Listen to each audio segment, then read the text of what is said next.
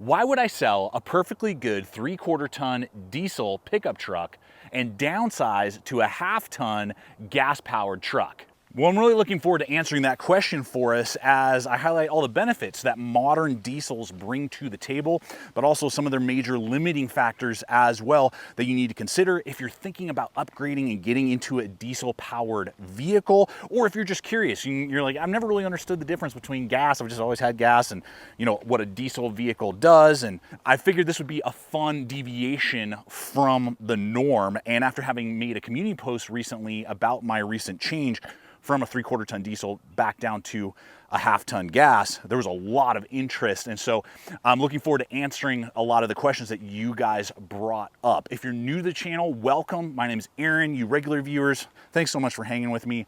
This is Gideonstactical. Let's dive in. So to give you guys a little history on what brought us to this point, in the fall of 2020, at the height of the pandemic, my wife and I had a conversation and we felt like it was time for a major life shift. And I decided to step out of the current full-time job I had, which was being a full-time pastor. I've been doing that for over a decade.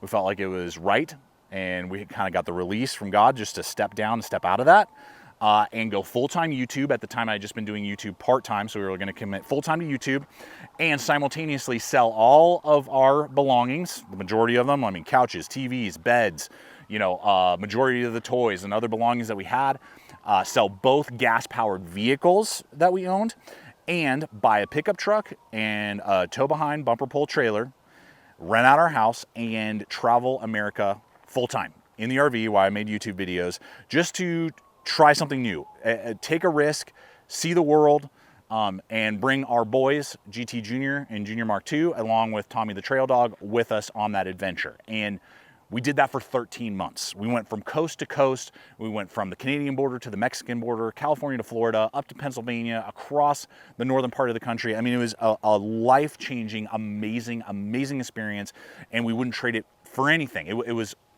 phenomenal. I'd do it again in a heartbeat. If I rewind 3-4 years, I would do it all over again. Well, the vehicle that I decided to purchase was a brand new, because I didn't want somebody else's mess or problems, have breakdowns and things like that. So I decided to go new, so I would have warranties and things like that. And after watching hundreds of hours of YouTube videos, I decided to go with a Ram 2500 with the 6.7 Cummins diesel. That's the power plant and the vehicle that I decided to go with. Now I know right away we got three camps. We got the guys who were like, yeah, straight 6 Cummins, man, way to go. And then we got the Dirty Max guys who were like, you're a moron, you should have gotten Duramax in the Chevy or the GMC. And then we got the Power Stroke Ford guys who are like 6.7 Power Stroke all the way. Well, I'll say this. All three vehicles and all three engines have their own set of problems. There's not one I would say that's better than any other. I mean, the Power Strokes have spun main bearings. The Duramaxes, Dirty Max, have the little stupid pins on the main drive shafts that can break and cause the whole engine to go sideways. And then the Cummins can have the dreaded heat, grid heater bolt that can fall in and blow the 6-cylinder. I will say the reason that I wanted to go with that power plant after doing a bunch of research was, one, when I watched a lot of mechanic videos, diesel mechanics, they stated that they liked working on Cummins engines more than any other because they were easier to work on. So that meant that it would cost me less in labor than if I had gotten one of the other two engines if something catastrophic happened, which was important to me. I'm like, hey, if it's easier for a mechanic to get to it and it's going to take them 2 man-hours versus 4 if I have a Power Stroke or a Duramax, well, hey, that just puts more money in my pocket. So that was a big main thing and easier for me personally to work on if I had to plan. And then ultimately, it also came down to cost. My Ram was about $10,000 equally equipped compared to the Fords and Chevys that I was looking at. So some of that was just cost. And I had zero issues with my Ram. I only put 40,000 miles on it before I sold it, which is really low for, a diesel, but I had no breakdowns, no problems, no trim, issues, things like that. I mean, it ran flawlessly, no electronic problems, anything like that. And just had some, basic recalls through the dealerships and stuff that, that took like a day or whatever, but very simple, straightforward stuff with that. So that is why I decided to go with a Ram over the other two models. Leave comments below if you own one or have used one. What's your favorite of the big three when it comes to these heavy duty trucks? Now, here's the main reason why I went diesel over gas to pull our 9,500 pound trailer when we were full-time RVing, because all three of those vehicles can be bought with gas-powered engines as well. But diesels bring something very special to the table. They bring not only a level of torque that you're not going to get with a gas-powered vehicle, so it's able to get you up to speed under load when you have a big trailer or big payload in the back of your truck. You can get up to speed a lot quicker and easier to get into traffic, get up mountains or hills in a way that gas power just will never be able to do. Second was fuel economy. When I was under load, on average, I got about 12 miles to the gallon pulling a 35-foot trailer weighing about 10,000 pounds with all of our crap and everything else and, you know, all that across the country. That was my general running average. And for those of you who don't know, you're like, oh my gosh, that sounds terrible. If I had had the same truck in gas, like a 6.4 Hemi, I would talk to guys who would have that, or like the, you know, 7.3 Godzilla, or the, what was it, 6.6 now in the Chevy. Those guys under similar conditions were getting like 8, 7 miles to the gallon, sometimes 6 if they were in really hilly terrain or mountainous terrain and they had a pretty heavy load. So I'm getting almost double. And so that means that you're having to fill up a lot more frequently. It's obviously costing you more than when you have a diesel. And then with most modern gas engines, to get the optimal amount of torque and power out of them, they're recommended to be using premium fuel in them. So that costs more than diesel fuel on top of all of that. So gas mileage, and then it would be awesome when I was not under load and say we had a hour drive to a national park we were going to or something like that. If I didn't have a lot of stop and go, I could get up to like 22, 23 miles to the gallon on average with that 6.7 Cummins. And finally, in theory, longevity of motor. Diesel motors tend to run a lot longer than gas-powered motors, and it's kind of a cool reason. Gasoline explodes. So when it is detonated inside your engine is kind of like, think of like a safe, and you're constantly throwing dynamite sticks in there to make it work. Boom, boom, boom, boom, boom. So it's constantly under this pressure and stress with every fire of every cylinder as you go down the road. Whereas diesel burns. It doesn't explode, it burns. And so what that means is that your engine works a lot more like a furnace. So yes, it's still under a lot of heat, but there isn't this massive explosive experience going on inside a diesel engine. Now we'll talk about some things here in just a little bit that have really choked modern diesels. And that's why I made the decision to go with a diesel. And you may be sitting there now and having heard that and going like, well, why doesn't every vehicle come with the option for a diesel? I need to look at diesels. Well, those are all the benefits. Modern diesels have some major problems, and these are some of the issues. Well, it all comes down to the wonderful EPA and similar government entities around the world, like the EPA, that control air quality. And in 2012, 2013, at least here in the States, it became mandatory to have 2 systems in place on any diesel engine.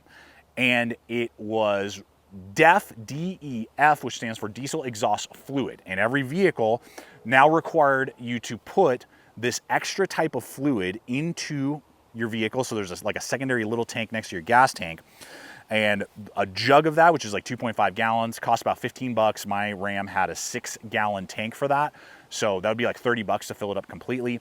And I could go about 1,000 miles on 2.5 gallons. So it wasn't terrible when I was towing, and maybe 1,500 when I wasn't towing with that fluid. So it wasn't the end of the world per se in the sense of cost, but that system basically injects that fluid into the exhaust while it's coming through and basically cleans up a lot of that soot that would come out, like a big rolling coal black cloud coming out. So it helps mitigate that, which, I mean, I'm all in favor of clean air, don't get me wrong. But what that system does is very sensitive. It gets gunked up easy. It's very expensive to maintain. And if it ever breaks down, it'll literally put your vehicle into limp mode and get you to like 5 miles an hour. And you're just like screwed until you get a mechanic to clean it all out, or one of the sensors is bad, or like anything like that. And so it hampers and hinders the power output, the capability, and the reliability that older diesels prior to the 2012, 2013 kind of era brought to the table. Just epic reliability, running for 500,000 miles without any problems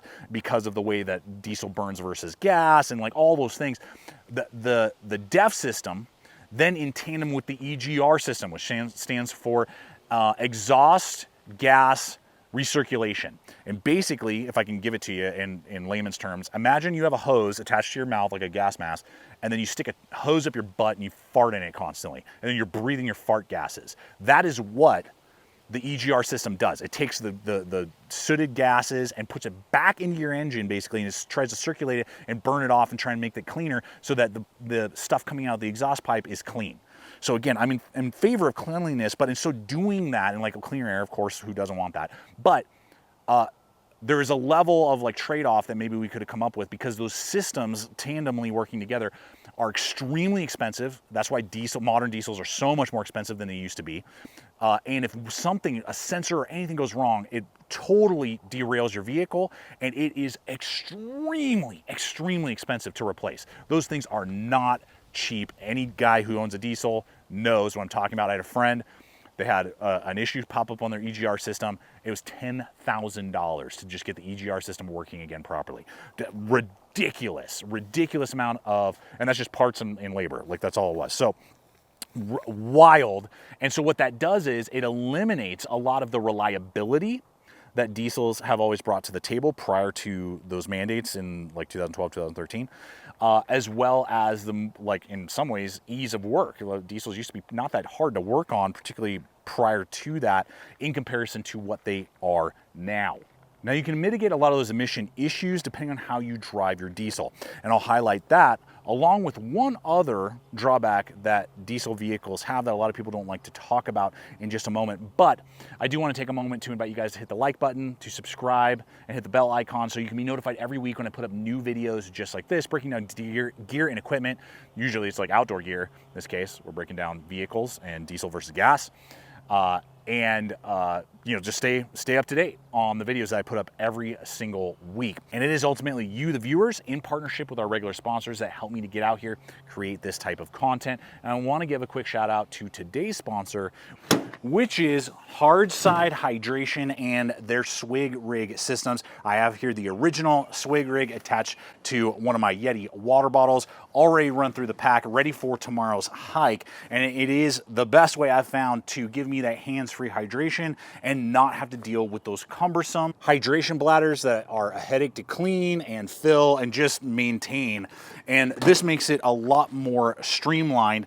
Dane and Dustin, the founders of this brand, coming up with this idea that I've been wishing for years. And when I discovered, I was like, man, I got to get the word out about this streamlined design. And you may be sitting there, well, dude, I don't like the weight of those thicker Nalgene's and other, you know, heavy water bottles. Well, they got that covered with the 28mm ultralight Swig Rig. This is designed to fit on water bottles like Smart Bottle and things like that, giving you the ability to cut down on weight of the bottle itself, but still having 1.5 liters of water attached to the exterior of your pack. And so I'll have a link in the description box below over to the Hardside Hydration website, as well as my exclusive 10% off promo code that you can apply towards your purchase. So you can start exploring all the different types of Swig rigs that exist, as well as accessories and different features that go along with those. So you can just really streamline your hydration process for all of your adventures. Now, before I share how you should drive a diesel to mitigate some of those emission problems, and ultimately share with you why I got rid of my perfectly good diesel Ram, let me hit that other thing that people don't like to talk about. Diesels and their motors are about twice as heavy often as a gas-powered motor, which takes away from the payload on your vehicle. The payload applies to the frame, the suspension of the vehicle, and how much pressure can it handle pushing down on it, regardless if it's people inside, stuff in the bed, or trailers that are attached. The more payload, the more crap you can push down, and a trailer will be doing that, you know, like a fifth wheel, gooseneck, whatever, or if you just put like a camper in the bed. That all applies to that. Well, a diesel vehicle will have much less payload than a gas-powered vehicle. Even in our case, my 3/4 ton Ram had, I want to say it was like 2,350 pounds of payload. Now, it could have towed 2 of our RVs. It could have pulled almost 20,000 pounds, but the pressure pushing down on it wasn't that much. And if I had gotten the exact same vehicle in a gas configuration, it would have been almost 3,000 pounds of payload, so almost 700 pounds more. So depending on how heavy your trailers or payloads or campers are, can really determine if you have to go from a 3/4 ton to a 1 ton pickup truck, or if you need to go gas or diesel as well. So that's something to consider. Now, ultimately, when it comes to driving a diesel, if you're going that route, if you are putting your diesel vehicle under a lot of load, meaning you're towing a lot, I'd say at least 50% of the time you're towing, or you have something heavy in the bed at least 50% of the time, that is a good thing.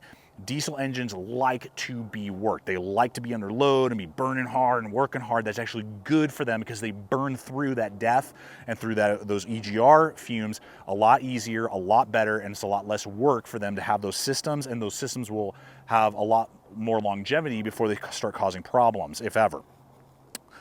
Or if you're maybe not under a lot of load most of the time, but you have long drive times with not a lot of stop and go. If you say your commute is 30 minutes to an hour and it's mainly highway driving, you don't have a lot of stop and go, you're not sitting in traffic and at stoplights, then a diesel might make a lot of sense because you're gonna get a lot of good MPGs based off of a comparable vehicle in gas, and potentially a longer longevity on the motor before something goes wrong with that than a gas, because we've talked about it because of the way an engine works, diesel engine works, burning versus explosions with gas.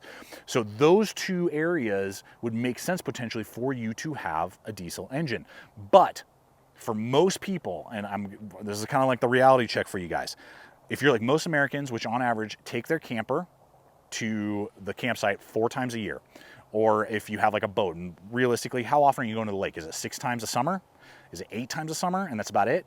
Well, then a gas is probably the better way to go, because if the rest of the time you're in a lot of stop and go traffic, you're turning the vehicle on, you're driving the kids to school 5 minutes away and the engine doesn't even have time to warm up, and then you're going to the grocery store, and then you're going to the office finally, and it's a lot of stop and go, that is horrible. Idle is horrible for diesels. The emission systems do not like that. It's not going to burn through them properly. They're going to get clogged up. They're going to start throwing codes. It's going to be a headache for you to own long-term a diesel. If 80% of the time you're in stop and go and a lot of short trips, it is just not a good scenario, and you're better off, in my personal opinion, going with a gas-powered vehicle. And ultimately, that's why I got rid of my diesel. After 13 months on the road, it made sense for us to come back to Colorado and move back into our home. Our renters were moving out. We were finding that it was kind of difficult to homeschool both my children, me run my business, and travel to the level that we wanted to in the RV. So we said, okay, all those factors, we're gonna head on back, kind of reintegrate into a home. And in so doing, we started using the RV less and less. I found that my driving was not towing obviously very much, and a lot of stop and go. And this spring, we actually decided to sell our RV. And after we sold the RV, it just did not make sense with my current driving style to maintain and own the Ram. Even though I was having no issues, I was seeing the idle hours going up. If you're looking at a used diesel, definitely check the idle hours. You want those to be low in comparison to the overall hours.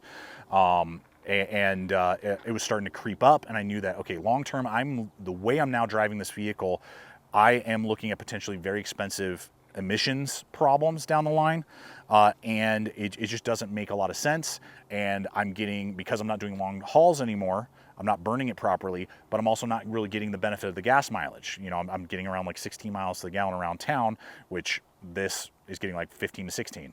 So, and it's cheaper. Unleaded normal base is way cheaper than diesel in most areas.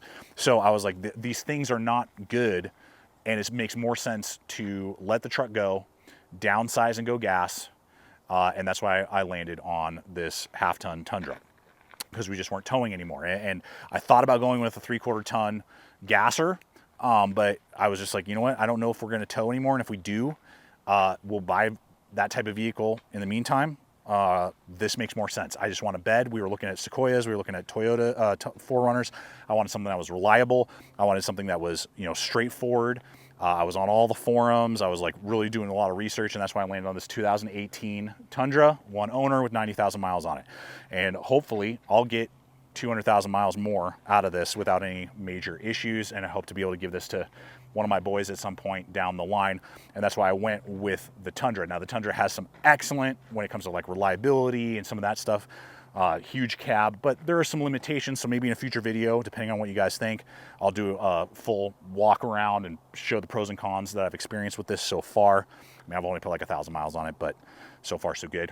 The mechanic gave it a really good thumbs up, and they're like, dude, you'll get 300,000-400,000 miles out of that truck if you take care of it and do the maintenance. So I'm looking forward to hopefully experiencing that level with this vehicle, God willing. But ultimately, that's why we went that route. You know, do your research, because not only we're mainly looking in today's video at like heavy duty trucks, but you can get diesel, you know, SUVs now. You can get diesel sedans are very, very readily available. My encouragement would be on get on like Facebook forums. That's where I learned a lot and did a lot of research, and that's why I landed on this particular year and, you know, like all the stuff with this truck. So if there's a diesel vehicle you're maybe looking at, just do research, discover what positives and negatives go on with that. You know, YouTube videos are very helpful.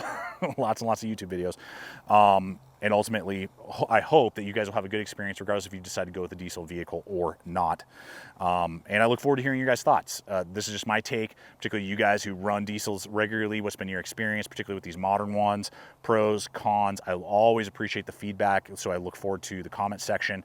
And if you're new to the channel and you just landed on it because I was talking about a truck, check out some of the other stuff, man. Maybe you'll totally, you know, get connected and dig what else I'm creating, which is mainly reviews on outdoor gear. But I'd love to do some more transition and do videos on other stuff and just share my, whoa, that's almost like freaking trip on that crap. But my experience with other equipment in my life. I just love educating. I love sharing my experience, and hopefully it gives you guys food for thought and data so you can make wise choices and have the best experience possible. So until next time, check out the other videos, subscribe if you haven't yet. Always remember to stay equipped, stay prepared, and I'll see you out there.